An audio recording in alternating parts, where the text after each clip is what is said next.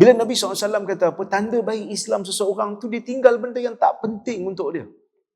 Dan itulah sifat orang yang bijak. Itulah sifat orang yang cerdik. Benda tak penting, tak payah ambil tahu. Benda yang tak penting, jangan buang masa nak pergi ambil tahu. Itu pertama. Yang keduanya, siapa yang beriman kepada Allah dan hari akhirat, berkata baik. Berkata baik ni, kenapa Nabi nak kena ikat dengan beriman kepada Allah dan hari akhirat? Susah ke nak bercakap baik? Nak cakap benda baik ni susah ke tak? Nak cakap benda baik ni, kadang-kadang kita rasa tak susah. Bahkan dalam kebanyakan kita rasa tak susah cakap baik. Cakap baik senang aja.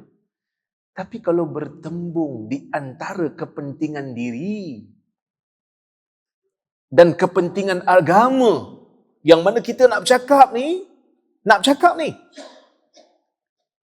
aku bercakap ni benda agama suruh. Tapi kalau aku cakap ni, aku berdepan dengan situasi hilang kepentingan peribadi, hilang jawatan, hilang kedudukan, hilang reputasi, kena label dengan orang. Nak cakap tak benda baik tu? Benda tu baik. Jadi,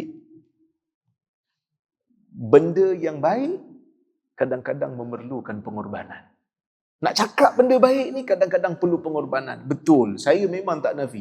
Dalam sesetengah keadaan, kita terpaksa bertarung dengan perasaan kita bila nak cakap benda baik.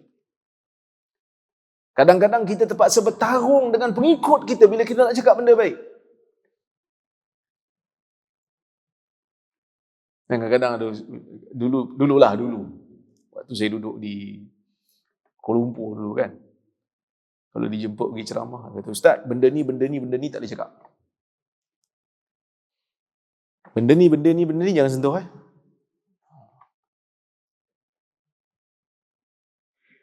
Kita pun heran. Baik kau je ceramah. Kau panggil aku, lepas tu kau kata benda ni jangan cakap. Padahal benda ni boleh je nak cakap. Siapa kata tak boleh cakap? Cakap jugalah. Itu yang tak lama tu. Jadi saya nak cakap apa? Kalau tak mampu, diam. Mungkin dia pendiam je lah. Diam je lah, tak boleh cakap apa. Diam tu pun, kalau diam tu kerana macam nak kata, kalau aku cakap ni sekarang tak kena pula tempat. Kalau aku ni cakap ni sekarang pula, termaki orang pula. Diam. Tahan diri, diam. Kenapa aku diam? Kerana aku beriman kepada Allah. Kalau aku nak cakap benda yang tak elok sekarang, kalau aku cakap kan benda tak elok keluar. Orang maki kita, orang fitnah kita. Kan? Orang tuduh kita macam-macam. Kita nak balas balik. Takut terbalas benda yang tak kena. Diam je lah.